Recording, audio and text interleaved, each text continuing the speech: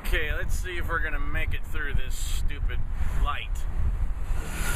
Alright. Let's pretend this is July 7th, 2009, about 7 o'clock. There I go. I'm cruising on my way up to the little church meeting I go to in Valencia every Tuesday evening. And on that day, I just got back from Utah talking with my ex-wife, ex-wife, Sherry. I know she's ex now because after our last conversation, that girl ain't changing for nothing. She thinks she's got nothing wrong with her, and that's what's wrong with her. So, besides that, here we go. And it's too bad because I love her and I'd like to spend the rest of my life with her, but that's that. Coming down this road in my mother's car that she got off of her father's wife for $900, a little Chevy Lumina, because my car's transmission just went kaput, so I couldn't back up or anything. So this was a stop. I stopped here and then proceeded. There was no other cars that day. None of this crap, none of this, nobody, just me. Coming down here, and the speed limit here is 45, if you can believe it. And I was doing about this, which is about 35.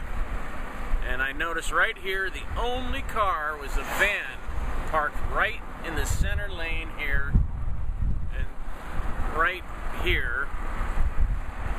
So here I am, here's the van. It looks like the van's just now getting ready to make a U-turn, so I turn that way and slam right into the van. Head on, 35, 40 miles an hour, boom. So now I'm back there, in a daze, just realizing I'd gotten a bad accident. I slammed into a van with a questionably intoxicated Mexican male driver, a lying, deceiving, conniving female passenger, and several little Mexican kidlets.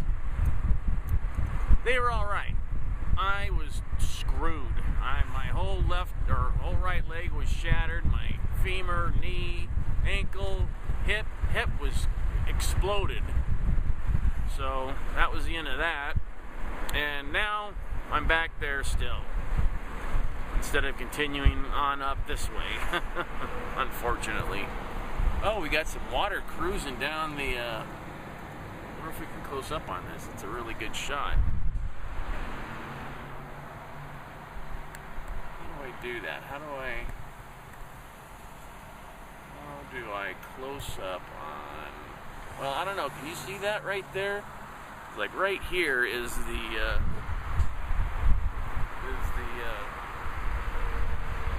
well, look.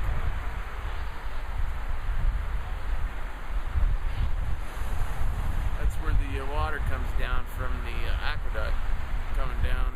This is one Mulholland's aqueduct. Duck, aqueduct, burp, burp. But anyway, so now it's been a year and a half since the accident, and I'm still in the, I've done my first deposition, and that went well.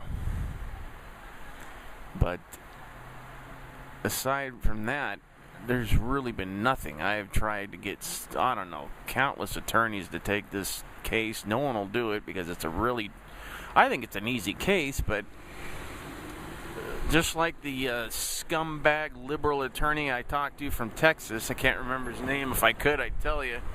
Here, look at that. That's pretty. And look at the water here, buddy. Woo! That's neat.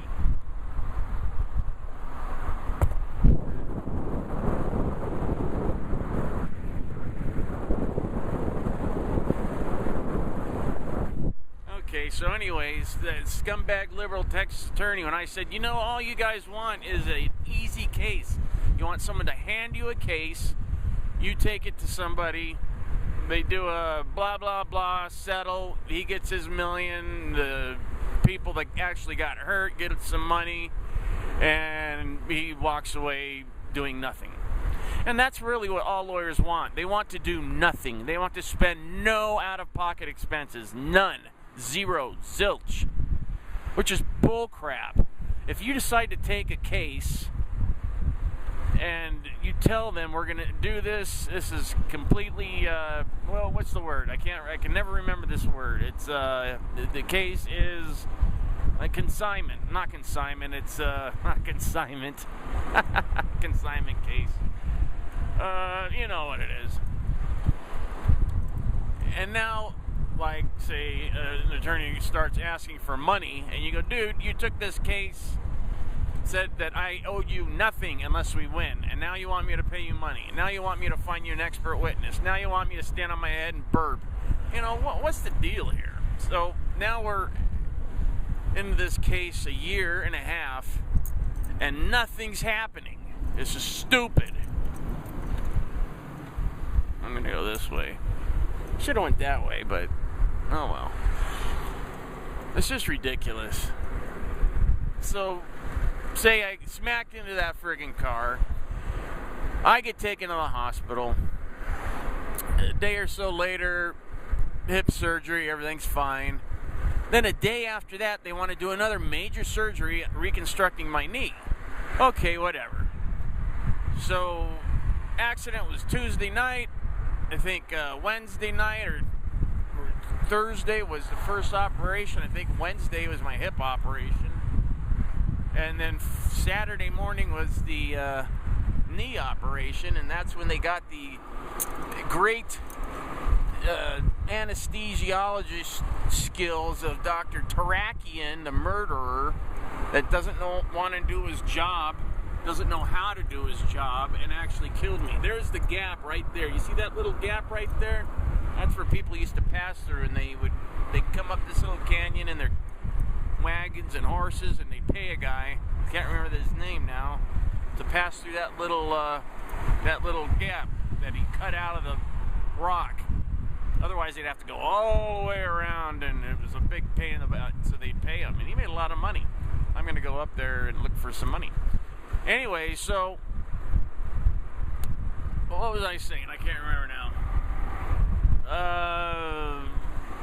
Something about lawyers, something about being conniving scum.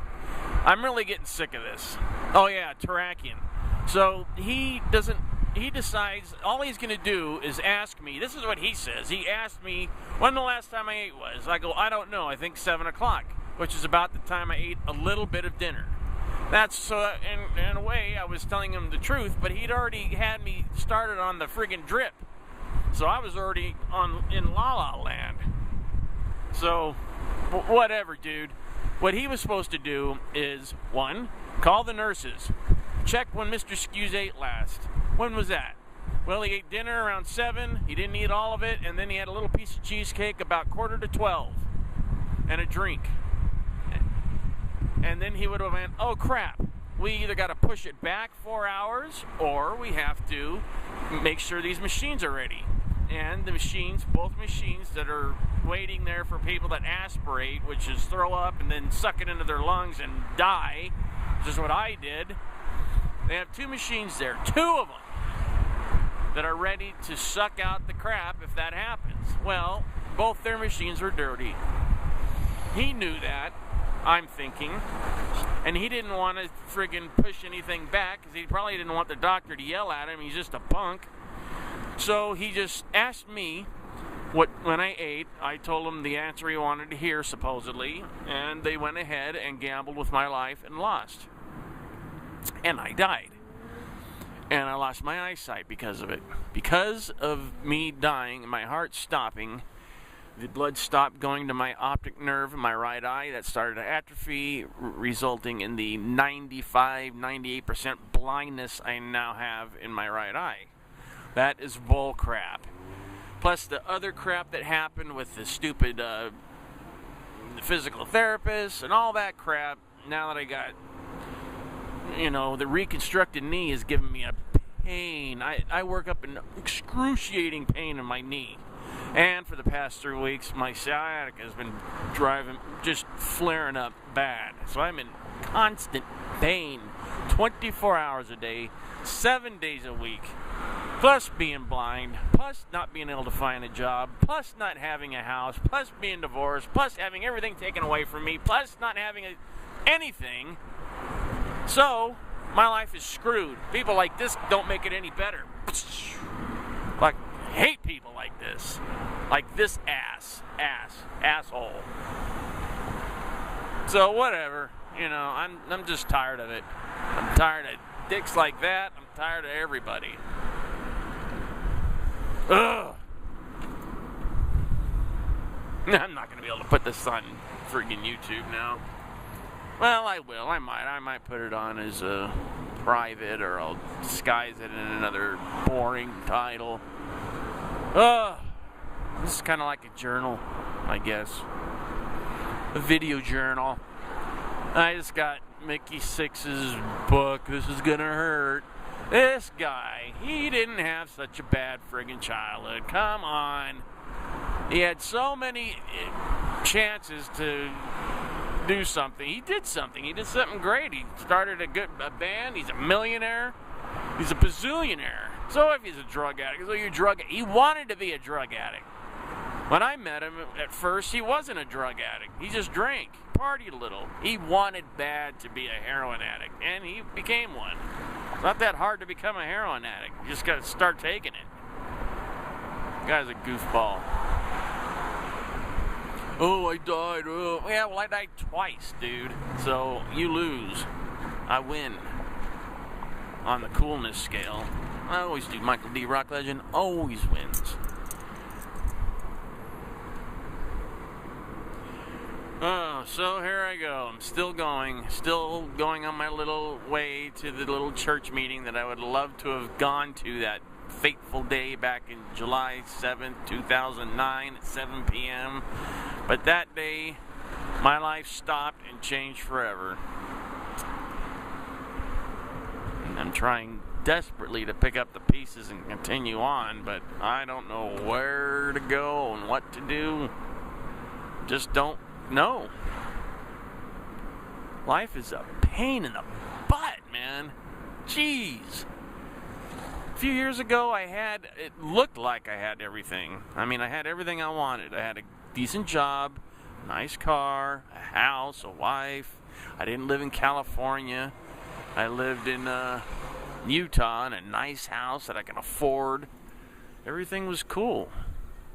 But really, underneath it wasn't, because my wife was tripping out, and she was just waiting to blow my world apart. Out of stupidity. Nothing but stupidity. She claims all this crap that I did. Whatever, dude. Yeah, that's right. I call my ex-wife dude. Whatever. I don't care.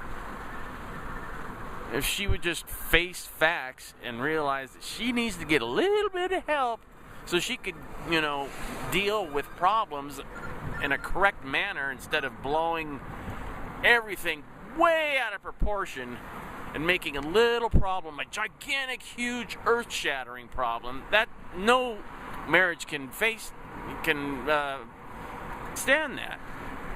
If every little thing is a huge, gigantic problem, it's going to rip apart your marriage eventually. There's no way people can stay, She's like, oh, before we got married, my life was so... But bull crap. Her life has been a big, fat pain in the butt ever since I've known her. It's one crisis after another. One crisis after another. Dude, that's life. You're supposed to learn how to deal with stuff like that. Not keep flipping out over everything. That's probably why she's so sick. She eats food that's 2 months expired and trips out on everything and is jealous of people and crap and doesn't understand anything with her religion. She doesn't live her religion for crud. On the outside, it looks good. But when you get to oh, what a mess. But then again, compared to my friend's ex-wife, who he affectionately calls I can't say it. It's funnier than crud. She's worse. So, it's not fair. We both waited. Well, I mean, this is my second marriage. My first one when I was a teenager obviously wasn't going to work out. I wish it did. But the second one I really wanted to work out, and it didn't. And this is my friend's first, and it didn't. She ruined that one. It was all the girl's fault. All her fault. Oh, well, enough. Blah, blah. I'm done talking. This ain't going to see the light of day anyways. Alright, well, 10-4, signing out. Boop boop.